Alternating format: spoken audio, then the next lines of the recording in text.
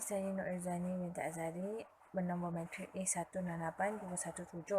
Hari ini saya akan terangkan tentang pengenalan komitmen organisasi. So, komitmen organisasi adalah simbol kesertaan seseorang pekerja kepada organisasi yang ditunjukkan melalui perasaan ataupun perbuatan pekerja kepada organisasi. So, menurut kajian Aisyah pada tahun 2012, komitmen organisasi merangkumi dari segi kelakuan dan perbuatan. Selain itu, Wan Shahrazad juga pada tahun 2013 telah mengatakan komitmen organisasi perlu ada dalam diri seseorang pekerja kerana ia adalah penentu kepada keberkesanan sesebuah organisasi itu. Dan yang ketiga adalah Mariapa Wan Sulaiman Ibrahim pada tahun 2013 telah mengatakan pekerja mempunyai komitmen organisasi yang tinggi. Masalah berkaitan ketidakhadiran ke tempat kerja pada pusingan ganti kerja serta hasrat untuk meninggalkan organisasi akan menjadi rendah serta produktiviti organisasi akan meningkat.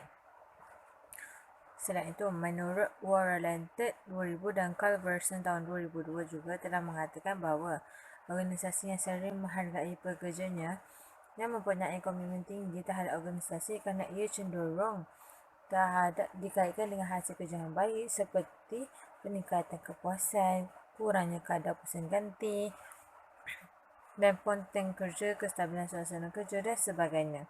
Dan akhir sekali adalah Warren etc. tahun 2011, Bennett dan Darwin tahun 2000 dan St. Amor tahun 2000.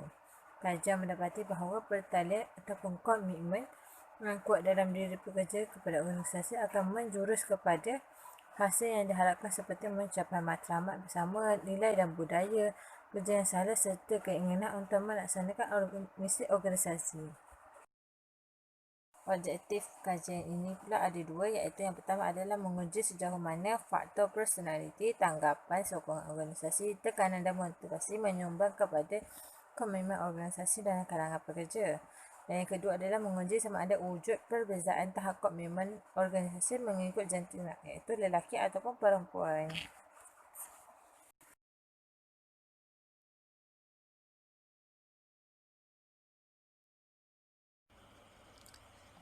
Assalamualaikum warahmatullahi wabarakatuh. Saya Ahmad Zaini bin Mak Kamil akan membentangkan tentang tinjauan literatur. Kajian terdahulu mengenai komitmen organisasi. Konsep komitmen organisasi yang paling sering digunakan adalah model komitmen organisasi oleh Meyer dan Allen pada tahun 1991. Konsep ini telah mengenal pasti tiga komponen, iaitu efektif, normatif dan berterusan. Namun begitu, menurut Iverson dan Buttigieg tahun 1999, komitmen efektif secara konsisten didapati sebagai komitmen yang paling berharga terhadap sebuah organisasi. John dan Taylor pada tahun 1999 pula menyatakan definisi komitmen merujuk kepada perbuatan dan usaha yang ditunjukkan oleh seseorang pekerja itu. Bennett dan Durkin tahun 2000 pula menyatakan bahawa kepuasan kognitif terhadap perhubungan kerja sekaligus kesetiaan seseorang pekerja itu terhadap organisasi akan mewujudkan komitmen. Kajian-kajian lain oleh Moon tahun 2000, Worrell tahun 2000, Uboro dan Obeng tahun 2001 telah mengaitkan elemen emosi, kesetiaan dan ikatan psikologi dalam menerangkan pengertian komitmen pekerja terhadap organisasi. Calverson tahun 2000 pula mengaitkan komitmen dengan keinginan untuk terus bekerja di sesebuah organisasi itu. Kajian terkini mengenai komitmen organisasi. Hasil kajian oleh Muhammadi, Baisi dan Moradi tahun 2016 menyatakan setiap dimensi dalam modal psikologi telah menunjukkan hubungan yang signifikan positif dengan komitmen organisasi. Menurut Amalina tahun 2017, faktor organisasi, faktor kerja dan faktor penyederhanaan, iaitu hubungan dengan ketua dan hubungan rakan sekerja yang dihadapi oleh guru sekolah juga boleh mempengaruhi komitmen organisasi itu. Kemudian kajian oleh Abdul Muttalib, Muhammad Azim dan Dina tahun 2018. Mereka telah mengkaji kesan 4 dimensi modal psikologi iaitu keberkesanan diri, optimis, harapan dan daya tahan ke atas komitmen organisasi. Hasil dapatan kajian mereka menunjukkan bahawa keempat-empat dimensi modal psikologi yang dikaji mempunyai kesan signifikan terhadap komitmen organisasi. Dengan dimensi optimis merupakan faktor yang paling dominan ke atas komitmen organisasi itu. Hasil kajian empirikal mengenai komitmen organisasi. Menurut kajian daripada Lutyens tahun 2008, Letter dan Kao tahun 2015, Jae dan Kumar tahun 2017, Han dan Chun tahun 2011 telah membuktikan dan mendapati bahawa komitmen organisasi boleh dikaitkan dengan modal psikologi seperti harapan, keberkesanan diri, daya tahan dan optimis atau keyakinan. Ia turut memberi kesan yang positif terhadap kepuasan pekerja dalam melaksanakan tugas dan menghasilkan kebahagiaan bekerja serta komitmen terhadap organisasi yang tinggi. Seterusnya, tekanan dan komitmen organisasi.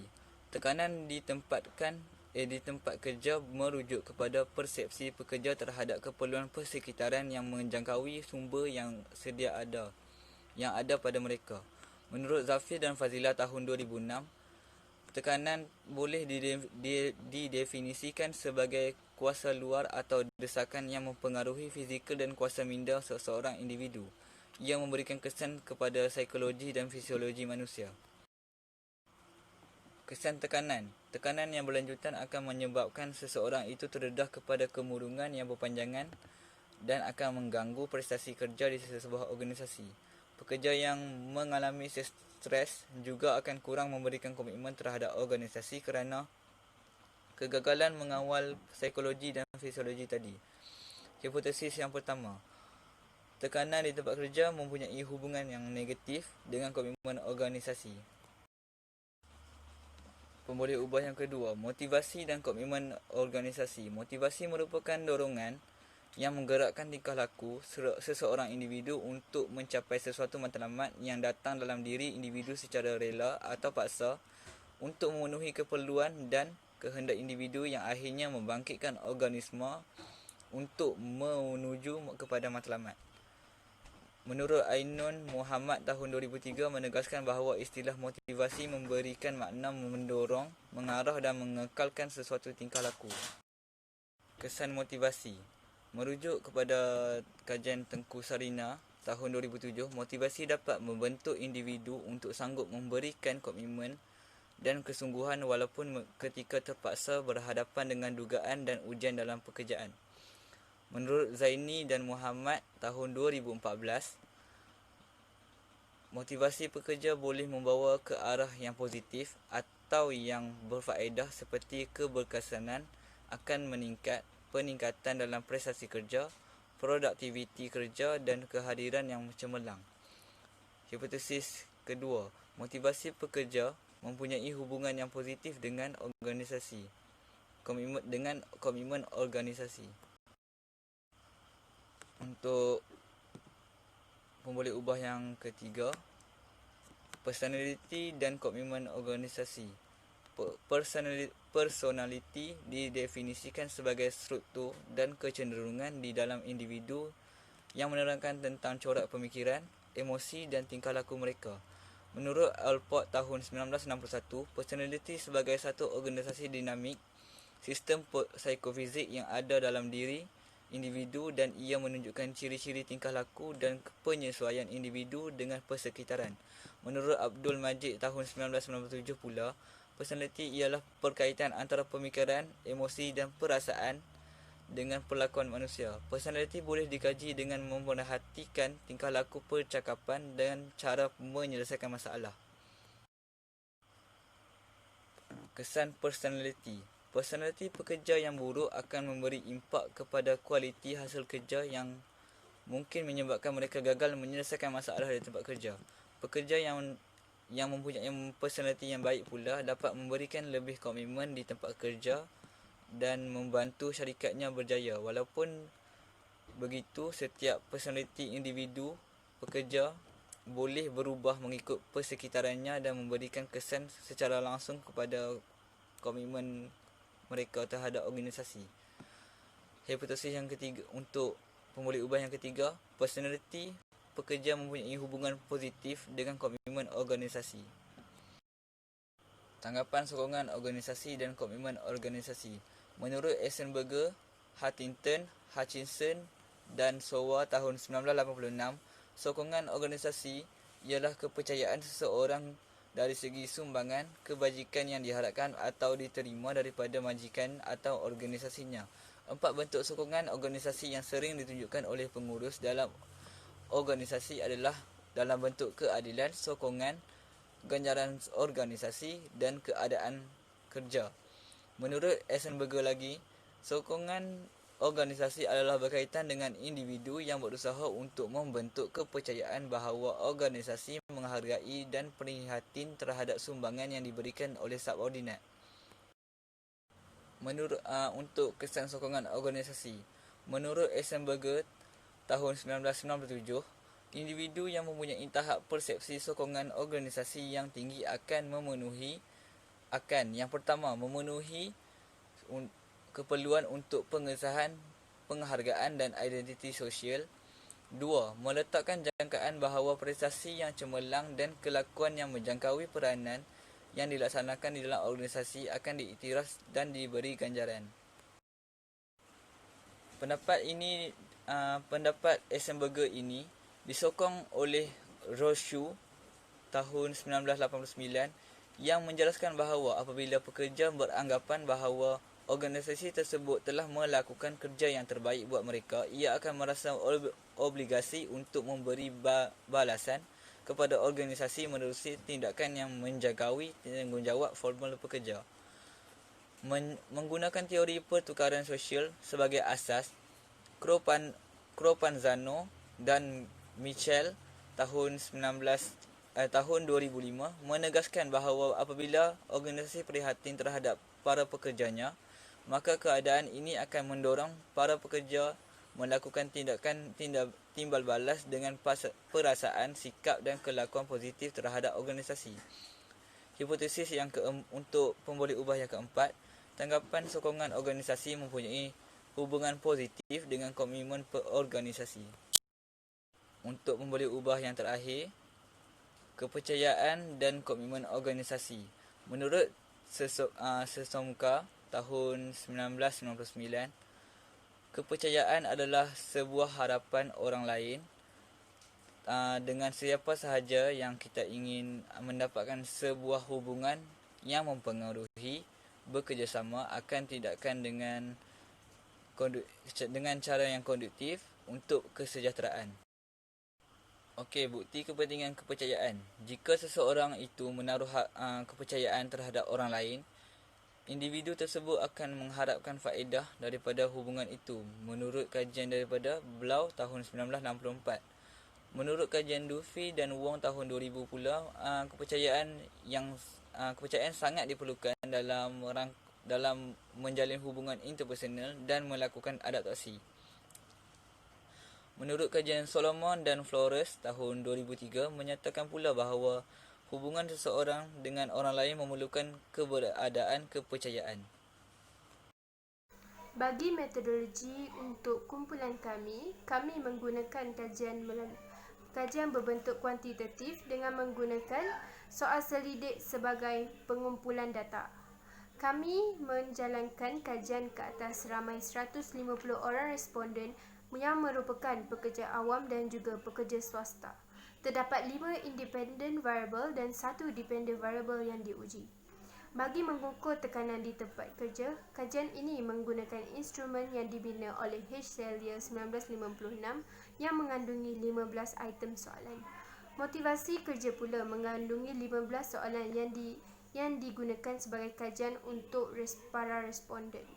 Motivasi bagi mengukur personality pula, soal selidik International Personality Item Pool pakai yang dibina oleh Goldberg 1998 mengandungi 10 soalan.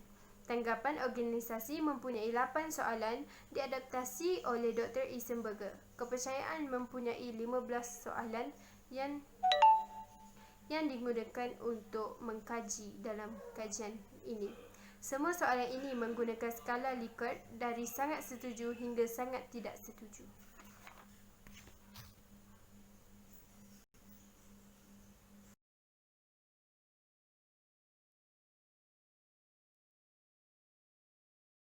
Nama saya Suhaila binti Sulaiman. Nombor matriks adalah A168585. Bagi ujian analisis reliability ataupun kebolehpercayaan, nilai Cronbach alpha di dalam kajian kami untuk setiap pemboleh ubah adalah bernilai di atas daripada 0.7. Ini bermakna tidak menjadi masalah jika pemboleh-pemboleh ubah ini digunakan untuk meneruskan kajian-kajian ini. Contoh nilai Cronbach alpha adalah seperti 0.753, 0.872 dan seterusnya. Seterusnya adalah analisis ujian korelasi. Ujian korelasi adalah untuk melihat hubungan antara pemboleh-pemboleh ubah bersandar dan tidak bersandar. Berdasarkan hasil dapatan, terdapat hubungan yang signifikan antara pemboleh ubah bersandar iaitu komitmen organisasi dengan pemboleh ubah tidak bersandar seperti tekanan, motivasi, personality, tanggapan sokongan organisasi dan kepercayaan. Bagi ujian regresi, berdasarkan jadual model summary, R² adalah menilai 0.548 ataupun 55%.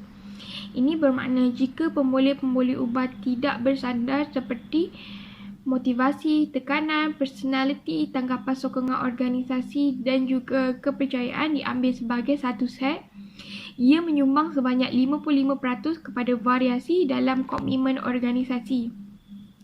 Berdasarkan jadual ANOVA, nilai signifikan adalah kurang daripada nilai 0.05.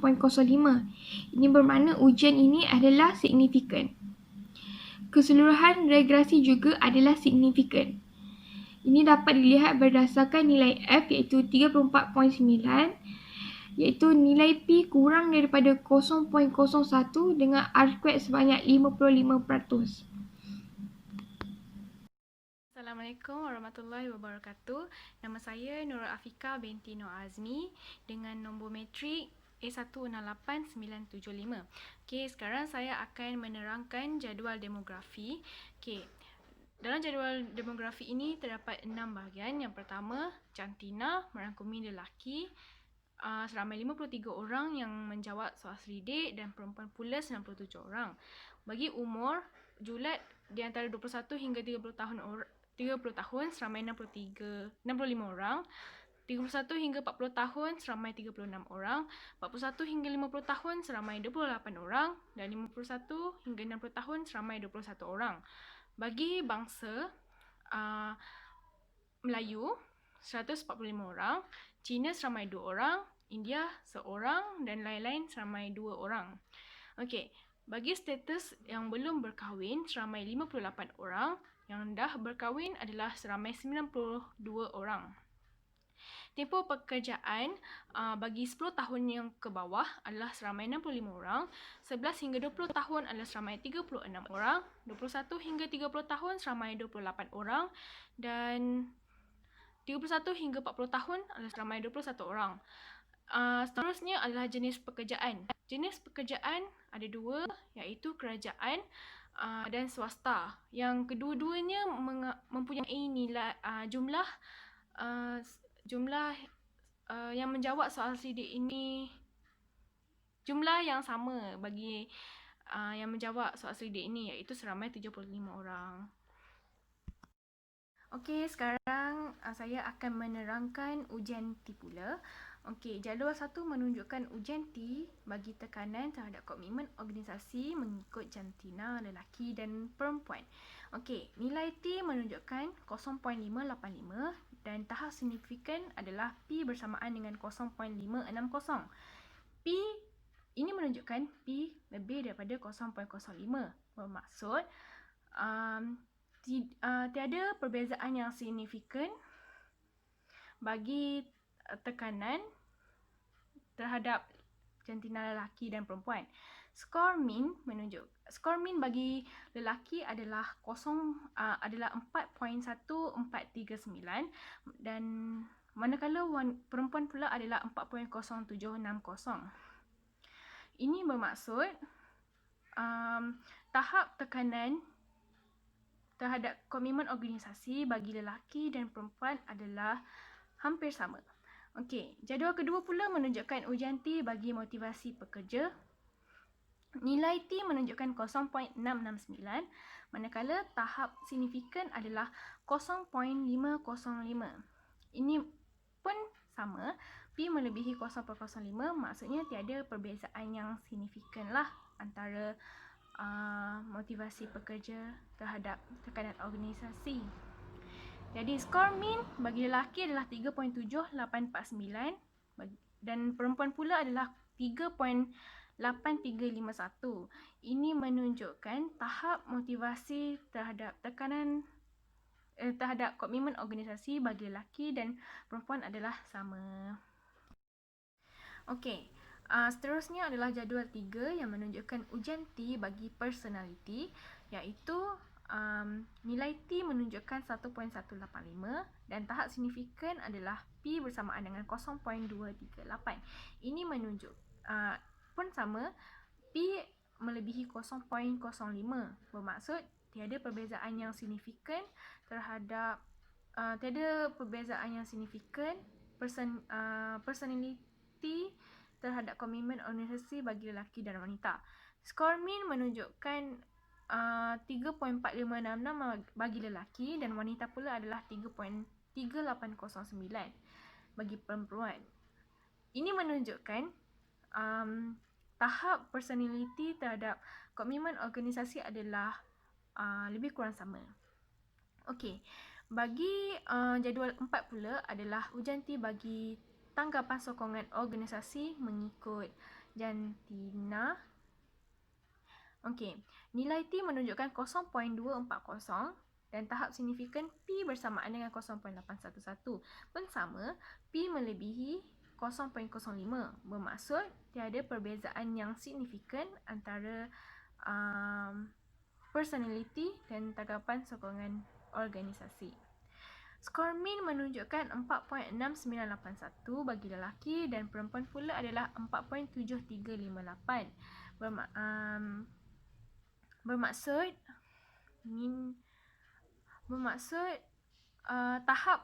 tahap tanggapan sokongan organisasi terhadap komitmen organisasi bagi lelaki dan wanita adalah sama. Yang terakhir adalah ujian T bagi kepercayaan mengikut jantina. Nilai T adalah 1.16 dan tahap signifikan adalah 0.266. Ini menunjukkan P melebihi 0.05.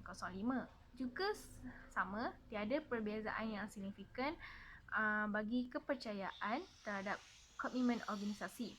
Skor min bagi lelaki adalah 4.7547 dan wanita pula adalah 4.9682. Ini menunjukkan tahap kepercayaan bagi lelaki dan wanita adalah sama. Itu saja. Terima kasih. Melalui kajian yang kami lakukan, kesimpulan yang dapat kami buat ialah hipotesis diterima dan tanggapan organisasi, tekanan, motivasi, kepercayaan dan juga personality mampu memberi kesan kepada komitmen organisasi. Sekian, terima kasih.